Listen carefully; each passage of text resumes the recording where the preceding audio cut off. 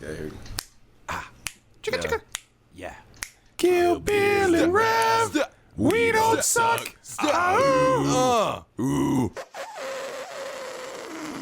Yeah, it's your boy Kill Bill, and we're back to say that I'm here to kill all of your parents. Hey, this is We Don't Suck, and we here to seize the motherfucking means of production, yerd. I'm the ghost of communism.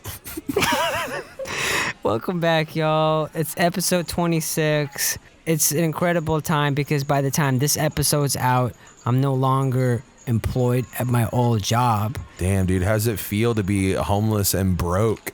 Well, man, honestly, I'm a bit nervous, but it's kind of tight. I can't lie. I also got myself a coffee account.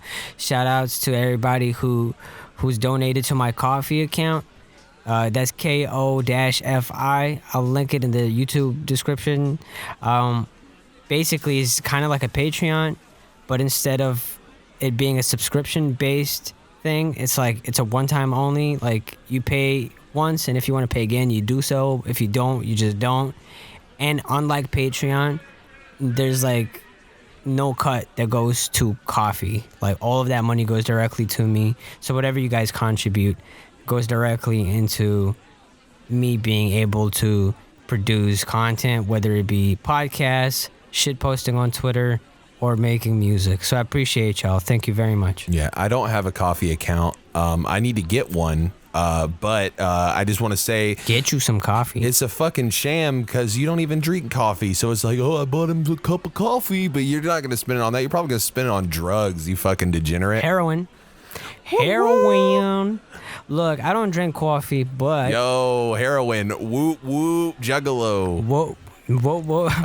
But tea's tight. I fuck with tea, and I also fuck with paying, for food instead of coffee. So. Yeah, it's all good. Food's okay, I guess. Yeah. Speaking of okay, you know what was okay? What? The fact that we had a guest on last episode. Shout outs to Ross. It was really fun having him. I call him Big Daddy Ross when no one's looking. Yeah. Can't believe he has 5 kids. Uncle Ross with a big old dick. Oh, yeah. Huge. Just packing a big schlong, dude. Yeah. It's kind of uncomfortable. Yeah. Yeah, well, that's how you got those 5 kids. You got to. And you know what, guys? If you want to see more guests in the future, we already have a few planned. We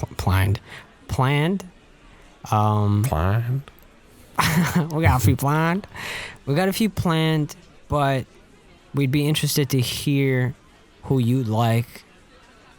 Don't comment Obama though, because we already got him. Remember?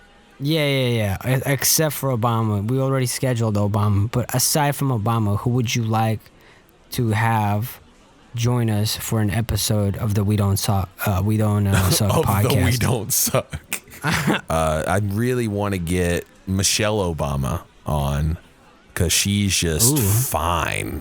And I'm thinking we can get her on, and then I can convince her to leave Mr. Obama and get with me, Right. That's actually a pretty good plan. Okay, so aside from Barack and Michelle, who do you guys want to see on We Don't Suck? Let us know in the comments below. Don't forget to hit the bell. If you smell. It'll make you erect.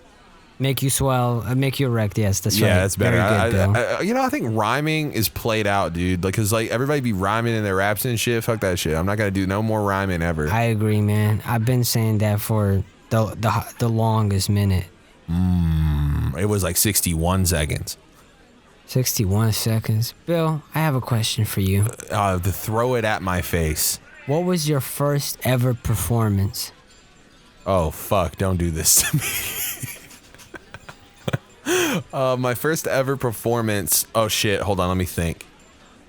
I'm pretty sure I got invited to. We have this thing called Boys State, which is like a it was in high school, and it was like a student body government type shit. But it was like to teach people like how.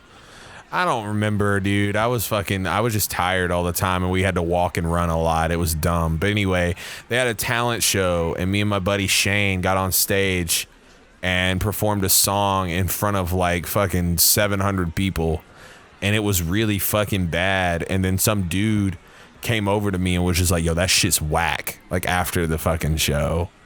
And yeah, dude, and he wanted to rap battle me and shit, and I was ready for him. I had these punchlines I had like written, like stored in my head, that I was like ready just for any fucking rap battle. And I was like, yo, listen to me freestyle. Yeah, I'm a freestyle.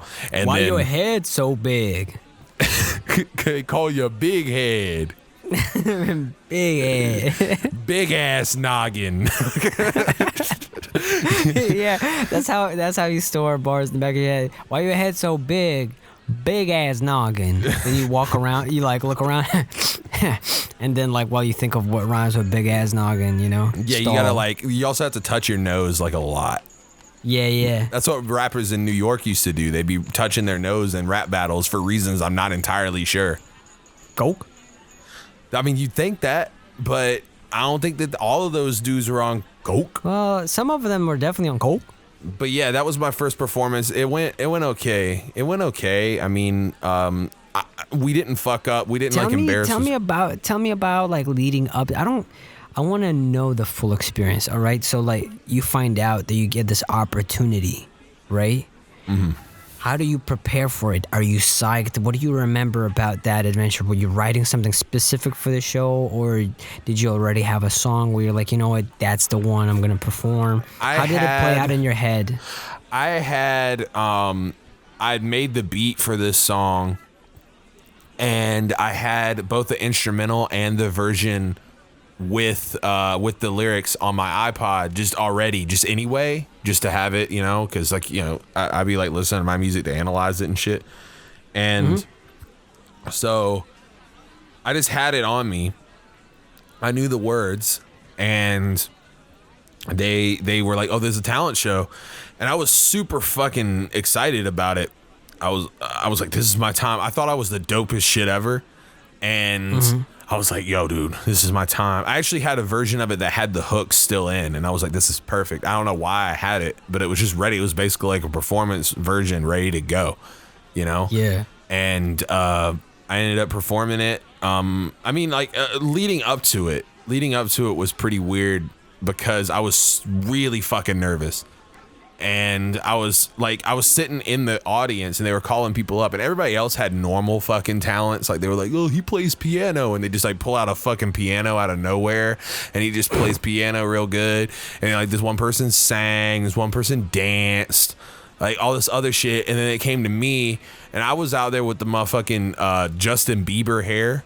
You know, I had that shit. I had to fucking like fly. Yeah, I had to get it out of the way. I had kind of like winged out on the sides. You know, I had the big bangs, and I was wearing like it was a nice like oversized polo shirt. You know, because that was like the style back then. Everybody had the oversized shirt. Yeah, it was like a black and white. I think I probably still have it somewhere. I don't know if it'll fit anymore. I've gotten a little bit fatter, but. Swag. Yeah. So I got the oversized polo. It probably would fit normally now, actually. But yeah, oversized polo. I had these baggy ass jeans, because that was the fucking look. Yep. Didn't have a hat. Didn't believe in that shit because I had fucking hair, like a lot of it, and I was like busy trying to keep that out of my eyes. You know? What were you telling yourself in your head, like leading up to that? Like, were you nervous as hell? Yeah, I was dummy nervous, but I was also like ready. Like, I was like, fucking, it was your time. These people are gonna fucking love it, and they all cheered. They all seemed to be like really into it and stuff. But then as soon as I got off the stage, you know, it was like two white boys dressed in fucking oversized polos and shit come off stage, and this dude came over and pulled me to the side and was just like, yo, that shit was whack. And he wasn't wrong. It was bad. Yeah. But it wasn't like a hip hop crowd there, you know? And then the few hip hop heads were like, nah, fuck that shit. Yeah. Right. I ended up getting a rap battle with some other dude there too. Did you comment on his big ass noggin? I was like, hey, yo, this boy, big ass noggin. And then the crowd was like, oh my God, Dom DeMarco. Nah, like, it was like, we were just spitting writtens. And I was really into speed rap at the time. I went through this like phase of like, look how fast I can rap. And then the guy was just like, yo, you got to slow that shit down. And he didn't even have a punchline. He just said, yo, you got to slow that shit down. And the crowd was like, oh my God. Oh my God. He ethered him. But it wasn't really like that. Like the crowd liked both of us, but there was that one bar. And then like he just like spit some shit. No one knows what the fuck he said. No one could hear, you know? Yeah. I was standing right in front of him and I couldn't hear him. I'm surprised they could hear me. You know, I have a loud ass voice though. I mean, you know that. But. True that, man. Yeah. What about you, man? I gotta know what about your first performance when you were 2 years old? It depends what you mean by performance, because I guess the first time I performed, I was rapping in front of a crowd of people. I was 11. That's back when we were recording on tape. Yeah. And like we'd have a homie beatbox and I'd rap on top of it. Mm-hmm. And so that used to attract the high school girls to come over. I thought they were like, damn, this guy is the future, but I think they just thought it was cute. Yeah. You know? Yeah, I mean, they might have thought that. They were just like, hey, yo, that 11-year-old who was rapping over the beatboxing, that dude's the truth. I was just always like, I don't know, like, I got along with girls quite easily, especially those older than me. Yeah. And I think it's because I'm just the sexiest thing alive, but also when you were 11, you're the sexiest thing alive. Yeah, it's all been downhill since then. Yeah. Now women can't be seen with you. So that was all freestyle, you know? That was all freestyle back then. Right. Then the first like show, I was 12 or 13, snuck into a club, like instead of the front, like I snuck in from the back. I had a CD with a beat that I made. Right. And it was like on some crunk type shit. Oof. Mine was too. Yeah, so it was my own beat. I'm walking around, oversized clothes. Y'all gotta think like I've always been young looking and short. So just imagine even smaller and younger looking. Yeah. Oversized everything. I looked like a Def Jam Fight from New York custom character gone wrong. For some reason, I think you look like a shy guy, but in a hoodie. No, because I didn't have a hoodie. I had what did I have? I had some like sort of sports shirt, like probably a basketball shirt on like top a jersey of like or some some sort shit? of white shirt. Yeah, a jersey on top of a white shirt or some shit like that. I dead ass, I think was just trying to like copy like a bunch of styles that I saw, like Lil Jon, Lil Scrappy, stuff like that. Oh yeah, man, that was an era, dude. Everyone had the open face grills, and everyone just wore jerseys. Oh, I had mad fake diamond chains around my neck. Yeah, them shits look like them jerseys look like fucking dresses. Had a fake Jacob watch, I think. Ooh. Jacob's watch. Ooh, them Jacobs. Do people still wear those? I don't know, man, honestly. I'm sure someone's uncle still does. So I'm walking around with a homie who snuck in with me, and he was like the homie. He'd be like, yo, this guy's the fucking truth, you know? And he'd be like more hood than me. He'd talk like with this like confidence. He talked shit. He knew how to talk shit, even though he was hella young, you know? And as a kid, I thought he had like the wisest retorts. Looking back, they weren't. They'd be like, aren't you like fucking 14? And he'd be like, aren't you gonna suck my dick? And I'm like, damn, he got him. Yo, destroyed. Oh God, this guy's a genius, right? Yeah. So he was following me, and then this dude, just this gentleman, like sitting with a couple girls at a table, like signals to me, and somebody like tells me like, hey, go over to that table. I come over. He's like, what are you doing here? I'm what like, are you doing? Hey, what are you doing here? Eh? And I was like, yeah, I'm walking here. That's all. Hey, jack off. Hey, listen, ball bag, what you doing here? No, he was like, listen, ball bag. Listen here, sack. Listen here, genital sack. So I just pull out my CD and I'm like, I just want to perform a song. Right. I'm here to rap. He's like, you rap? You know, looks at the girls next to him like, yo, you catching this shit, you know? Turns to me, he's like, what's that? I'm like, my beat. He's like, all right, bet. Grabs it from me and tells me to follow him. And he walks all the way up to the DJ and he like whispers something to his ear. I say whisper, screams something into his ear. I'm Yo, you guessing, gonna suck my dick? No, it's the guy who called us over. Oh, He's no, the one, I'm sorry. so- No, that guy says.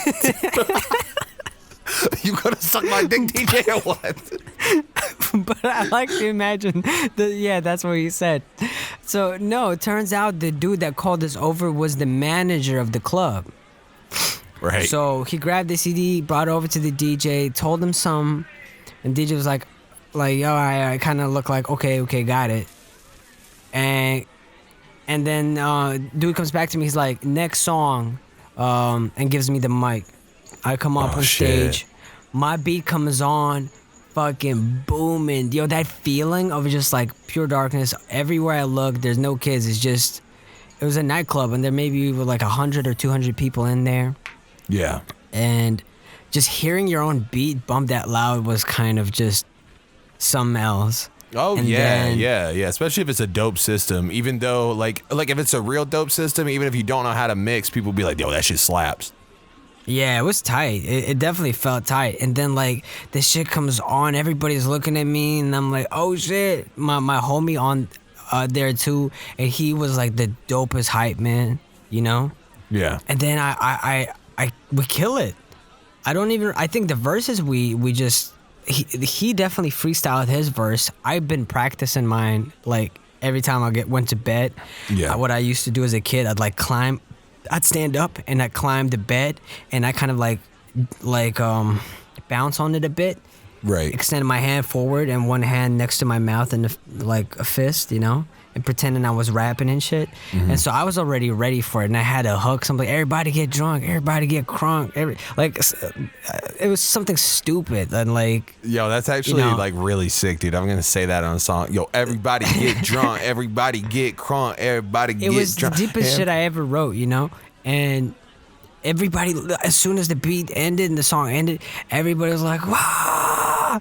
The manager of the club comes on and he's like, "Yeah, that's right. He's the future," and like acting like he knew what he did when he put me on stage. Oh yeah, and he was like man, co-signing me. He's like, "Yo, he's with me," and then like I got permanent VIP status at the club, right? That's hard. And so immediately after the show, I'm like, bet. That was nuts. I need to piss. I go to the toilet, and then a bunch of people follow me to the toilet to the point where I'm standing there, I'm like pissing, and dudes are trying to battle me. Damn. Like, yo, I spit too. Because they thought, like, man, like this kid is like gonna get signed or he's some sort of big deal, you know? And so I was really feeling it. I go into the VIP, we'd be puffing hookah, drinking, eating all sorts of food. It was tight. It was real fun. And then the funny thing is, like, maybe a couple months later, at school, we had an event where it was also some, like, talent, like, showcase kind of event as well. Yeah. And me and the homie also try to do that there, like where we come on stage and we rap, but it had to be about Christmas. So we wrote our bars like Everybody get drunk, everybody get crunk. It's Christmas time. Everybody get Christmas. No, it had to be like 15 or 20 minutes before we came on stage. We had to come up with a whole bar. So I remember us being in the halls like, yo, what rhymes with Christmas? You know? And then we go on there, we're like, and like a couple people were feeling it, but most of the school wasn't, you know? I think nobody said we were whack. A bunch of people thought we were just brave to have come on there because, man, were we arrogant, right? I say arrogant. I was confident as fuck. Even though I was paranoid and scared, I carried myself as if like I knew that I was the shit. And so looking back, it's far more embarrassing now. But nobody came up to me and said I was whack, yet I can guarantee that whatever I rapped was way worse than what you performed at school, because it was probably the worst thing I ever did. Yeah. in terms of rap. Yeah. Actually, I've got 2 stories, performance stories, but I want to start off with saying that I actually, if we're going to go by what you were saying before of just being in front of a crowd and then like performing in front of a crowd, my first performance was in like 5th grade. Ooh. And it wasn't rap. I didn't even listen to rap in 5th grade. I mean, I did a little, but I was more into like rock stuff. Like I fought with like Metallica and like even like just like normal dad rock shit. I know Metallica is not dad rock, but like I listen to dad rock and also Metallica. Dad rock. Yeah, you're right. Yeah. But no, and so I would like go out there on the playground, and I had a friend, and he would like beatbox, and then he would like play drums, and I would just like play air guitar and sing. And it was like, okay, every morning I had this one teacher, shout out Miss Reiser. She was really cool. She always like encouraged me to do comedy. She always was like, you should do comedy. You're a funny kid. Like you should definitely like never stop doing. You make me laugh every time you come in here. Basically is what she told me. Yeah, that's nice. Yeah, and then but I was always like, I like music. Like I always wanted to do music. I wanted to be in a band, and I was like, that was the height of me. Like I was playing guitar. I would bring my guitar in sometimes, like on some show and tell shit, you know. But every morning she would give me like 10 minutes. And it was like I would come up with like a little like almost like it was like me reading the news type thing, but it was just shit I'd made up, and it would be funny, like it was all jokes. And like she would let me do that every morning. That was 5th grade was like the height of my like school existence. Like I loved that it sounds tight. because it was like she gave it just to me. It was a small classroom. They were just like, oh fuck it, you know. She was like, it'd be funny. She didn't say fuck it, but it'd be funny if she did. Just say, yo, fuck it. Yeah. And so then like, come over here, you ball bag. yeah, you piece of shit. Go suck my dick. Suck my dick, you heard?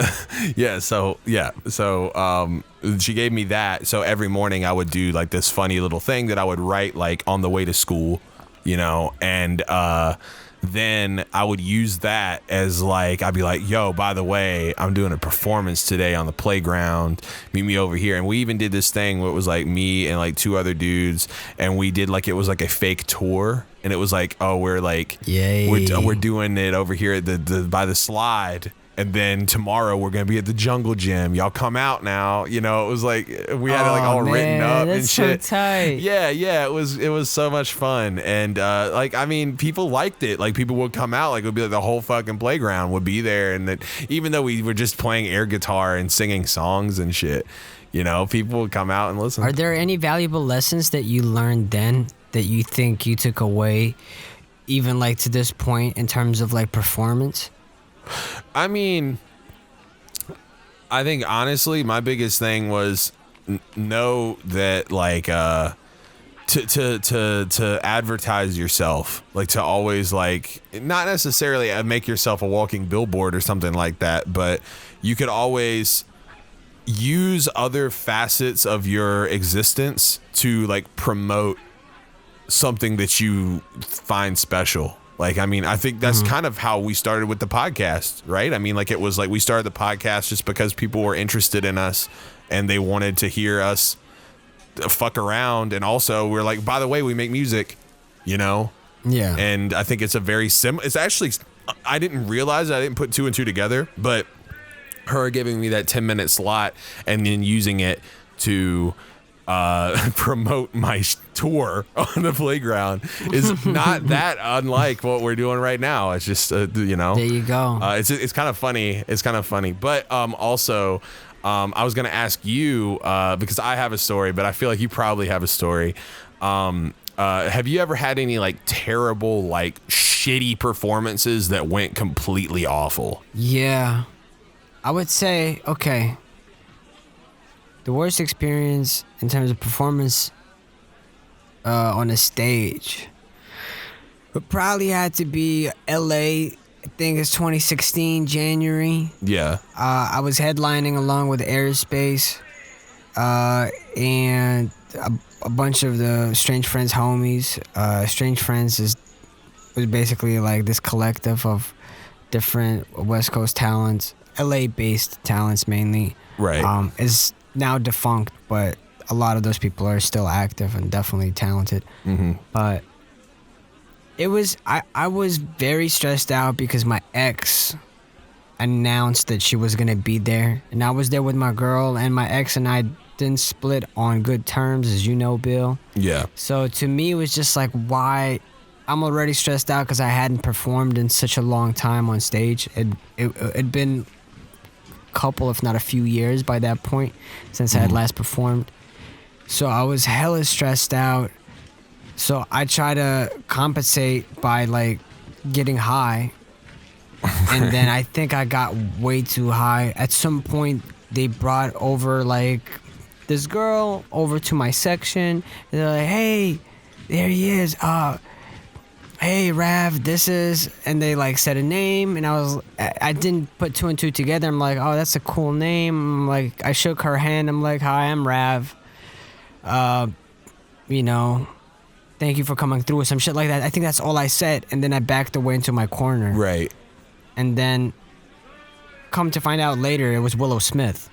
So I feel real dumb for that, for sure. Yeah, but I mean, like, what do you, at that point, what are you going to say other than just be like, oh, I fuck with you? You know what I'm saying? Like, I feel like you didn't fuck that up that bad, you know? I know. I just thought, like, oh, a fan, you know? Like, let me say hi. But my head was fully occupied with just, like, this fear because I knew she was there. I actually saw her in my peripheral. My ex, right, yeah. So when it was my turn to come on stage, I go on stage, I start performing, and I see her. I see her and her, like, friend or two, right? So I ignore for the entirety of the show that half of the audience, like, where she is. Yeah. And I think that really compromised my performance, and I was closing my eyes throughout most of it because I was just hella paranoid, way too high, and way too self-aware. Yeah, that's never a good situation. It seems like it's just a cocktail for like a real shitty situation, like in terms of like yeah, it was real shit. And then one more, I'm sorry for like cheating and squeezing two in, but they're kind of on par, these two experiences. London, I think 2010 December or 2011, might have been 2011 actually. It was in London. It was one of like the big nightclubs. I basically I had a manager at the time. She was Canadian.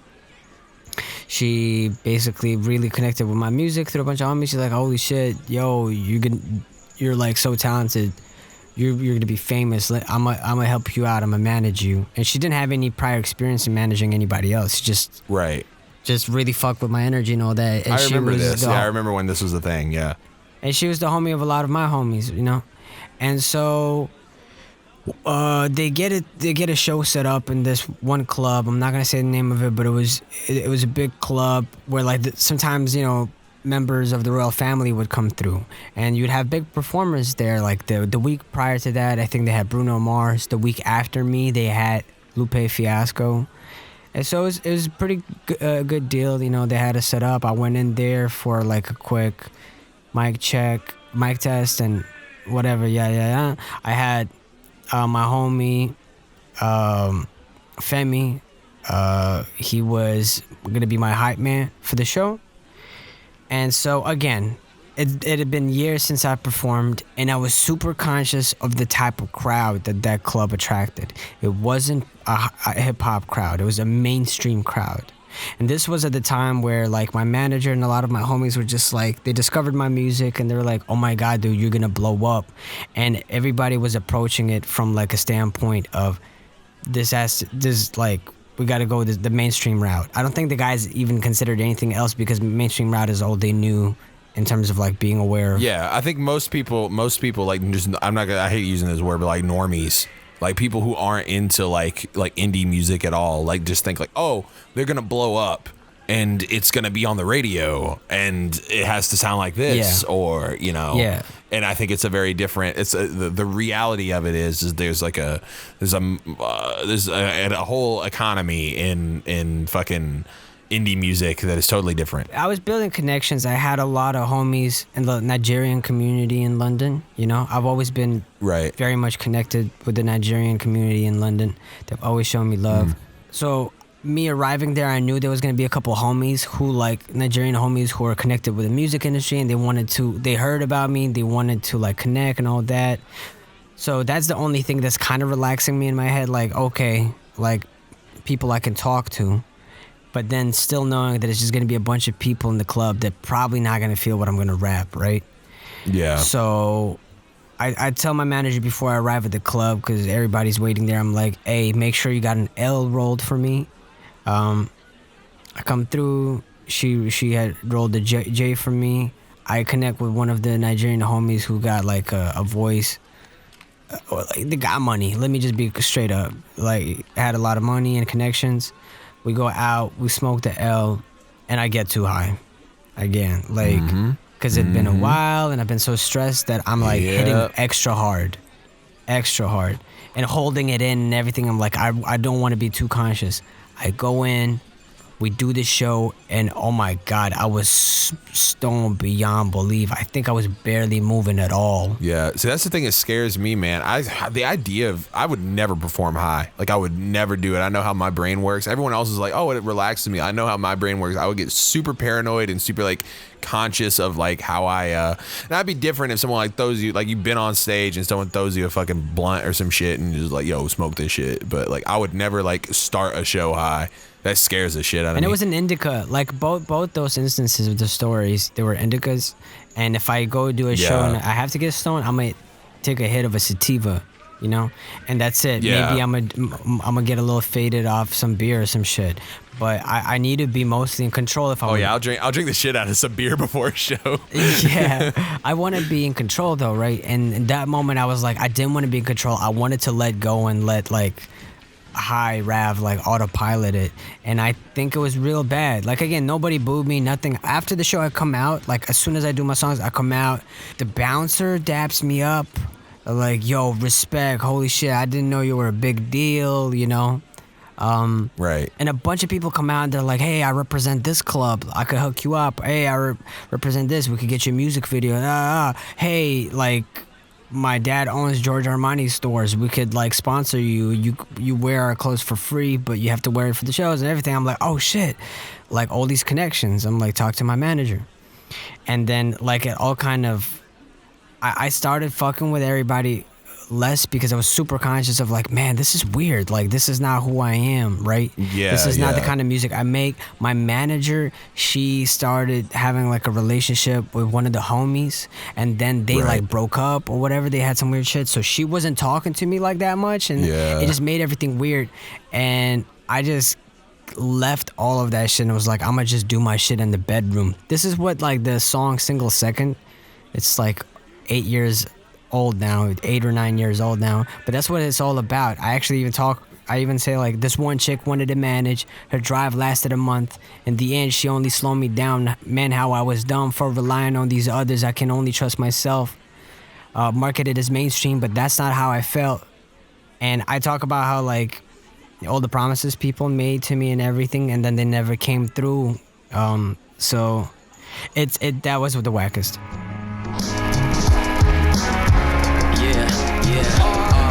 Not an outcast by choice, I always wanted to fit in, but wasn't a fan of dancing or partying or drinking. We would get in the car, bumping doom, we always kicked it. I did it for my friends, they did it for the women. The music first they listened and everybody talk. Like, rap, you the future, you rap, you fucking rock. I'll help you with a video, performance or a label. But then they never came through and all I did was stay cool. This one chick wanted to manage, her drive lasted a month. In the end she only slowed me down, man, how I was dumb for relying on these others, I can only trust myself. Marketed as mainstream, but that's not how I felt. Never was it for the money, never was it for respect. Only did it for myself, that's the way it should have been. Blinded by illusions and delusions, misconceptions. Spent months saying thank you, but fuck you takes 1 second. Fuck you, yeah.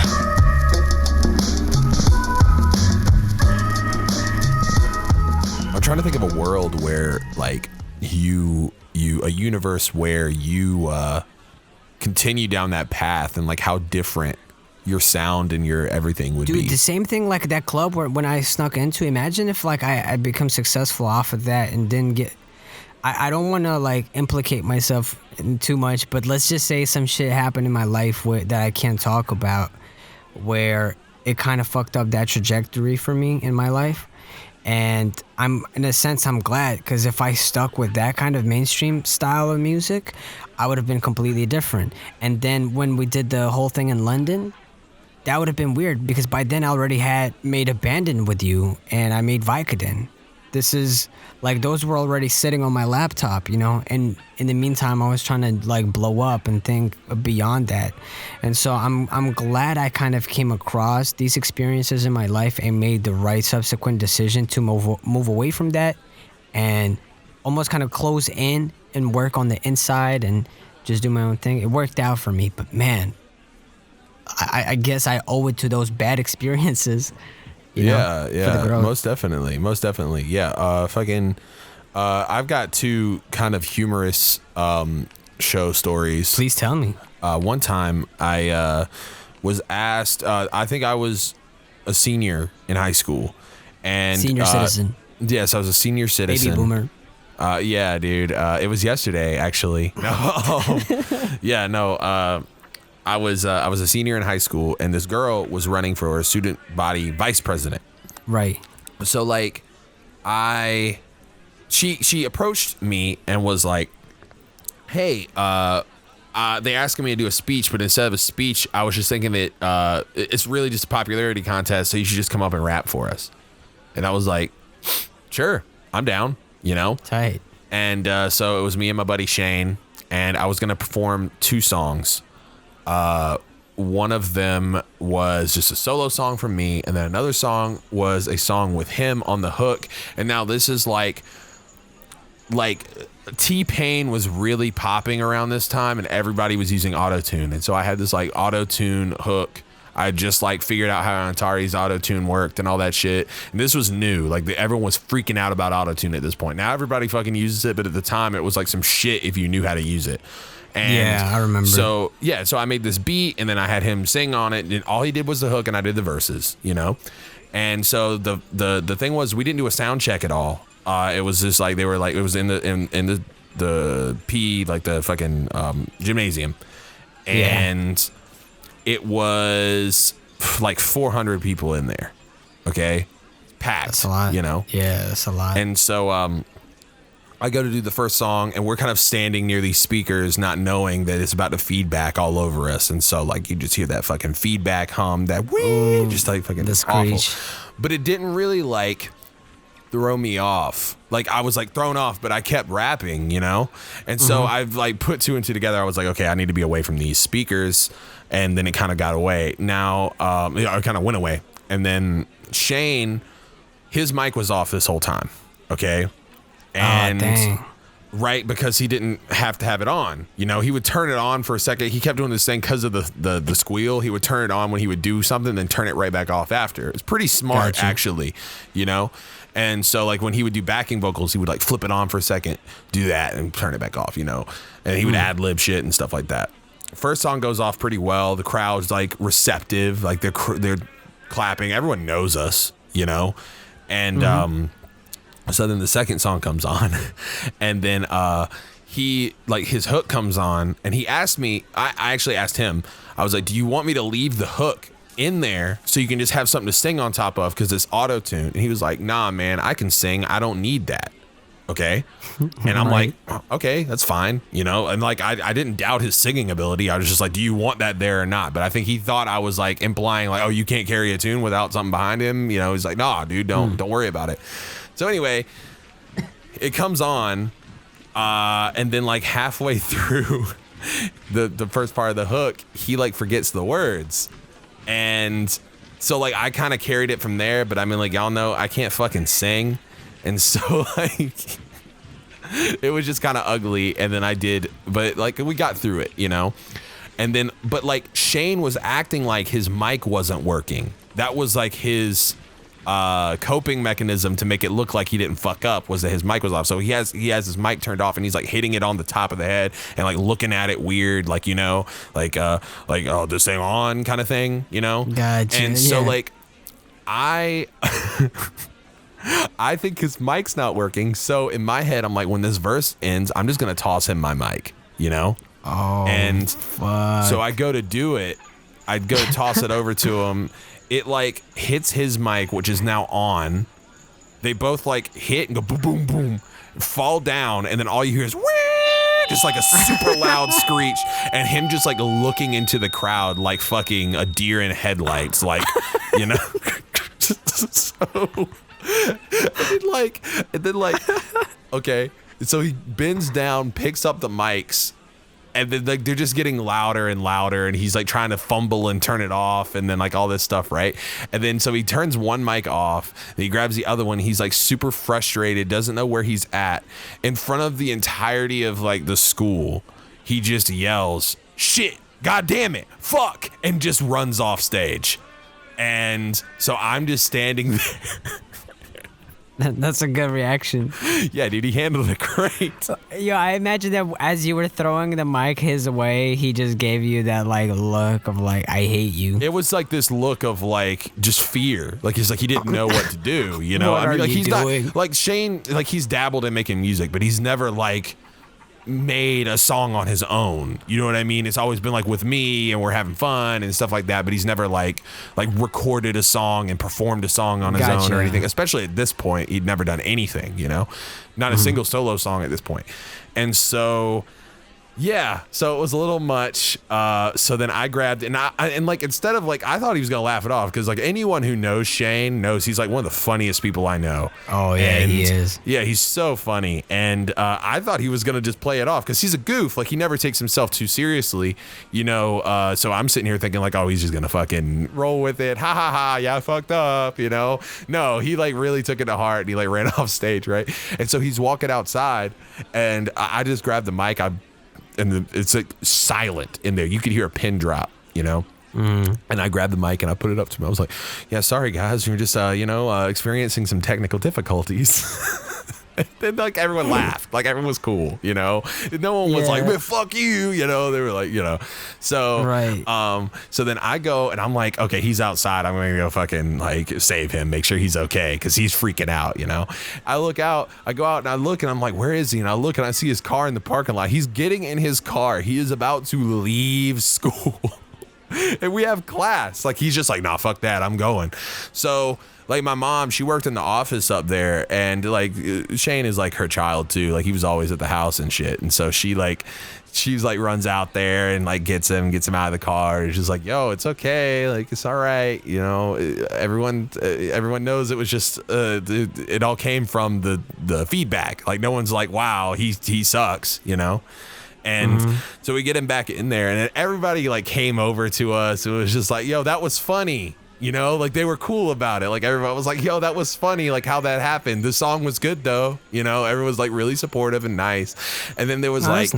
And then like one dude who we like played football with was like, wow, Shane, you really messed that up, huh? And then Shane just like, I'm going back home. He's just like, oh no. Yeah, dude, the guy was being a dick about it, you know? And so we had to like convince him to stay and all this stuff. It was like, it was funny. You know, it wasn't his fucking fault. Yeah, it sounds funny. Yeah, but I mean, it's probably way funnier in retrospect for him now. Oh yeah. If I were to bring it up now, I'm sure he would laugh at it. But another. I don't want to go off on this one too long because this is a funny situation. We actually did this show out with two dudes. It was my friends Darius and Deontay. They both still make music. I don't know if Deontay still makes music. I think he just does photography now. But Darius goes. He goes by the name Yamin, and we got invited to do this show in Rock Hill, South Carolina, and it was like a frat party type situation. And they gave us this shitty little stage with this shitty little sound system. And we only had 3 mics and we had 4 people on stage. So that was an interesting time. Okay.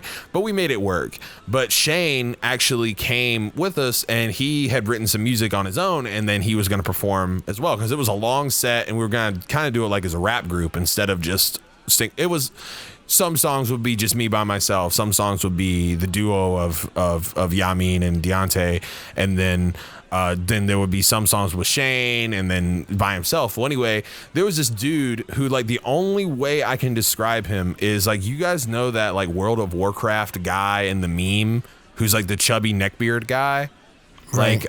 Like he looked just like that guy. Okay. Hot. And so we're here in a frat party. Okay. Like it is a frat party at a bar. All right. Outside. And this dude was standing in front of Shane while he was singing, because Shane didn't really rap. He sang. You know, he was like kind of like an R&B guy. And he's like yelling at Shane, saying like, "We came for rap music." Like, damn. And then like I jumped down because I was pissed because he was heckling like my boy on stage with me, and I like pulled him to the side. I was like kind of respectful at first. I was like, "Yo, man, like what the fuck? Like this is our stage. Like why are you being an asshole? You know, like what's the deal? You know?" And he was like, "Well, I came here to listen to you guys rap." And I'm like sitting here like, "You don't know who the fuck we are. Like no one knows who we are. Like we were just brought out here, you know?" And he was like, "Get this guy off the stage." Yeah. And so like I was about, this is like way before Chinatown. And then I was about to fucking deck this dude. Like I was really pissed because I was like, "That's my boy. Like you can't do that to him, you know?" And then like right after I did this song, it's just this really old song I had with Emo Stacks. And it was like really fast double time shit, and I was performing my parts of that because Emma wasn't there, and there was this really drunk white dude in front of me who kept yelling at me to choke. Like he was like, "Choke, you need to choke, choke." He kept saying that shit. Why? And then like I don't fucking know, he was drunk as shit. He was just being a heckler, being an asshole. I mean, shit happens. And so like I'm standing, and like bear in mind this stage is like a foot tall. Okay, it's like I'm just barely raised off of the ground. I'm looking this dude in the eyes. It threw me off. I lost my place. And so I just started freestyling, dissing this guy in front of me, right? Oh, that's the best way to respond to that. Yeah, I was really fucking mad, okay? And then like... a big-ass noggin. Yeah, big-ass noggin, right? So dude's in front of me. And like my plan was, and I didn't care if I got kicked out. I was way more reckless back then. I feel like what I was gonna do is like as soon as the hook came on, I was gonna dive down there and I was gonna kick his ass. You know, I was like, fuck this guy. You know, I was like basically looking for a fight. You know, he's not a big guy, kind of lanky. You know, I'm sitting here like, yeah, I could probably beat this guy up. And so like, then like. I finish my bar and I throw my fucking mic down. Not like a mic drop. I throw that shit. I don't know how it didn't fucking break. And I come down there and they broke it up like immediately. Like I came down and I was like about to swing on dude. And then like, I guess people knew it was going to happen. Like it looked like I was pissed, you know? And people are like holding me back. And then like he fucking skitters off. Like he's fucking gone. Like he dips out like...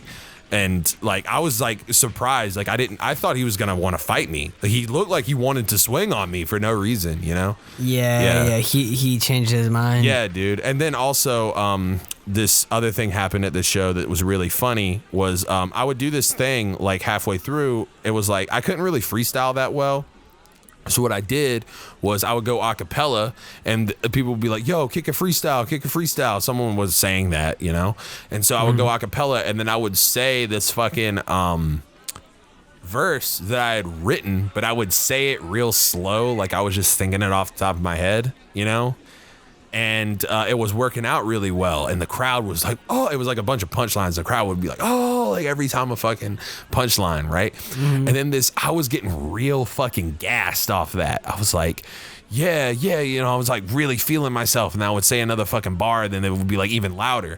And then this dude in front of me goes, "You should battle Los." And because I'm gassed, I just go, "Who the fuck is Los?" Like that, right?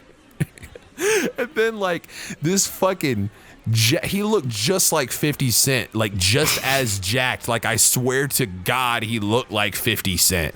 And I was like looking at him, I was like, "Is that Curtis Jackson?" Like I'm looking at him, right? And he's huge, dude. He's like 6'7". I'm looking up to him like, what the fuck? You know what I'm saying? You fucked up. And then he like comes over and someone hymns in the mic and he's like, "Hi, I'm Los." And I was just like, I'm gonna die tonight. Like I was like, and then but he was like actually really cool. Like we ended up kicking it after we battled, like we real life battled. And I just like said he looked like 50 Cent one time, and the whole crowd was like, "Oh my God!" These people were really not that hard to impress, you know. Yeah. And then he said like, some and he shit. was like, "Slow down," and everybody really loud down. And then like your friend shows up and he was like, "How about you suck my dick?" Ball bag. You fucking shit sack. Fucking. Yeah, so that was What'd he my say, time. What now? Do you remember any bars of his? He said, I don't know, like I was all in his face, and then like he said something about I had bad breath, you know, like Damn, that's and like the people were like, go-to. damn. Yeah, that's like the go-to. If you're all in someone's face when you're rapping against them, then they're gonna have to say something like that, you know, or at least like gesture like, "Ooh, he's got bad breath," you know. It's like a normal Yeah, fucking. or be like, damn, your breath fresh. yo, you smell good. Is that Wrigley's? Yo, we fucking like I'm all in his face, and then he just like points at my head. He's like, big ass noggin. You're like, damn, that was mine. That was gonna be my thing. Dude, he rated my rhyme book. But no, like I don't even remember what I said. I just said I remember saying, because I was a white guy, I said the line was, he's looking at me like I'm Eminem's own. I don't know why that said, but then I said, but he's really just a 50 Cent clone. Yeah. And then the crowd was like, oh my fucking God. He didn't rap at all like 50 Cent either. He just kind of looked like the guy, you know? Right. Yeah, but then we were like kicking it after the show and shit, and he was just like incredibly nice. And we exchanged numbers and never texted each other. Yeah, but for the most part, that's a happy ending. Yeah, no, it was. I mean, the two guys got kicked out. So the guys that were being shitty, they as the dude that invited us like kicked them out because he was pretty cool. Okay, so, that's tight. Oh, we made like no money off of that either. So yeah, you live and you learn. Speaking of living and learning, Bill, I think it's time for this week's ad. Fuck, dude, I can't wait. Right? Dude, I've got a question for you, buddy. Lay it on me. Have you ever just been chewing gum innocently? Allegedly. Yeah. What I'm getting at, though, is like you're chewing on gum, just chewing it up, and you just think like, what if it fucking could explode? Damn, what if? Yeah, dude, you know, and fear not, my fucking idiot friend. Right? We've got the Wrigley's exploding C4. It's not even gum. You just put it in your mouth and it just blows up and you fucking die. So damn, I love the flavor. Yeah, dude, the flavor of meeting your maker. Bill, tell me, I mean, you've had this, you've been using this product for a while now. Yeah, that's why my face looks like this. Well, I mean, I first got started C4ing. That's what the kids are calling it. C4ing when I was a young boy. A man approached me who looked like the Colonel from the Solid Snake games, and he just said, "You want some C4?" And I was like, yeah, dude, pop that shit in my mouth.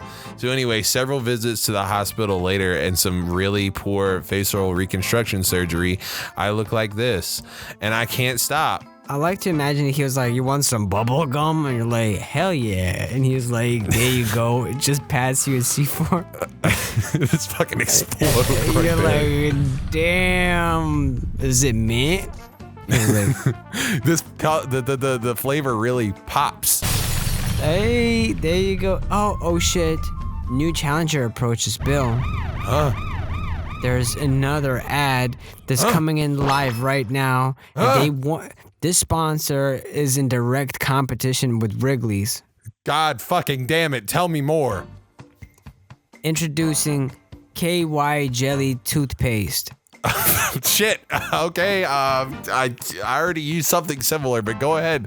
Tell me all about this product, bro. Oh man, I just fucking. Have you ever just been eating some stuff and thinking like this isn't going down smooth enough? Do you ever miss the feeling of a petroleum jelly inside of your mouth, swishing and swashing and sloshing and all this oshing around? Well, I fear not, you fucking leftist cuck. We've got the best shit in the world. KY Jelly toothpaste from Bigley's. You put it on your toothpaste, put it on your tooth brushing material, gum. I don't know. It's called a toothbrush. You put it on the toothbrush. That's what they call it. The kids call it. I don't use one. No. Maybe that's why the guy said I had bad breath. So, oh yeah, maybe.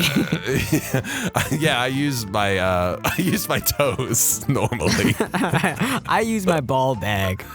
Yeah, dude, it gets a nice lather on the teeth. But yeah, so you put it on the toothbrush, you just shooka a little bit, shooka, and then you feel it just seeping into your throat and esophagus, and you just swallow it anyway because you're a fucking man, and that's what you gotta do. That's what I do when I fucking brush my teeth. I just swallow all the toothpaste at one time and don't brush my teeth at all. Tell me more about the goddamn technology behind this KY jelly toothpaste.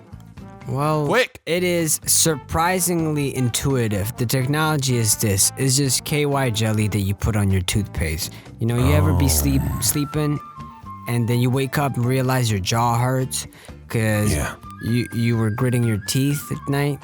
Well, this solves that problem. Your teeth slide off the other teeth and just there's almost no interaction between your teeth possible at that point. Not only that, your lips basically go like they'll be in perpetual motion upon using this product. They kind of just look like a gyrating set of lips, kind of like an escalator. It's just like it seems like it's constantly in motion, but really just rotating. Your lips gonna be like that, and it's tight. It works them out.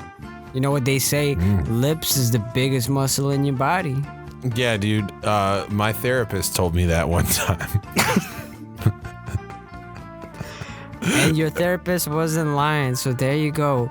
I mean, honestly, there's nothing that I could say about this product that could possibly dissuade anyone from getting it. You're right, dude. It cures TMJ. Absolutely. And you could get it with your Happy Meal. Fuck, dude. That's the selling point for me. I love things in Happy Meals. It's a limited time only. So by the time this episode ends, if you haven't gotten like over to McDonald's and asked them for one of these, you're probably too late. Yeah, it's gone. But you can get the C4. You can still get the C4 though. That's easy. You can get that with our special code. It's on the back of the CD case. If you don't have the CD case for Metal Gear Solid 1, you cannot get this product. But if you got it, use the code DINGUS. Dingus muchachas. Okay, yeah. I mean, you could add on to my shit. That's fine, dude. It's fine. Dingus muchachas, big ass noggin. You saved it.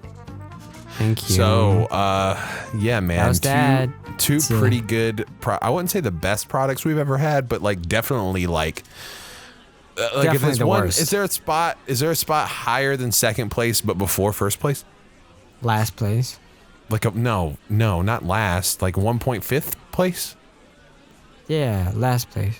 Okay, if you're not first, you're last. Ricky Bobby said that. There you go. You finally understand. Yeah. And I'm proud of you for that. Bill, tell me your deepest, darkest secret. Oh, fuck, dude. I killed a dog one time. It was looking at me real funny, and I just chunked my C4 at it, and it just exploded. But it's okay. We rebuilt it and captured its soul. But, I mean, I've said too much. How about you, man? I once shit myself. That's not a fucking secret, dude. You do that every day. While I was at the doctor's. You do that every other day. He was filling my balls. Every day. Going, yup. These is your balls. Never. And I shit myself. Right there in front of the boy. Yeah, and it hit him right in the face because he was feeling my balls from the back. Get the fuck out of here. Oh no, I thought you said you just hit him because he was feeling your balls.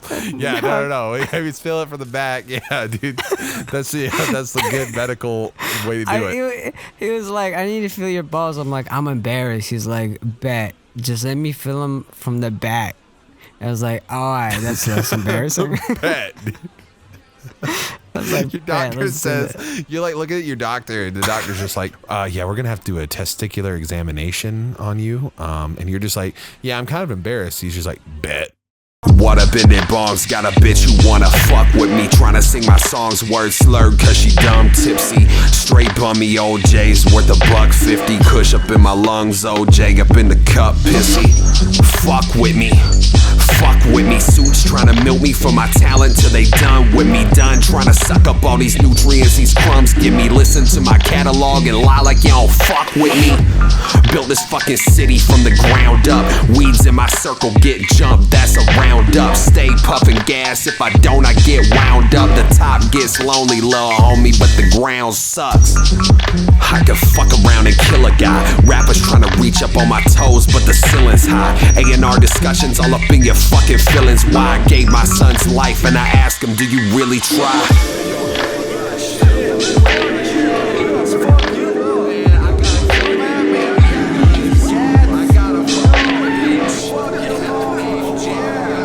Make money, maintain.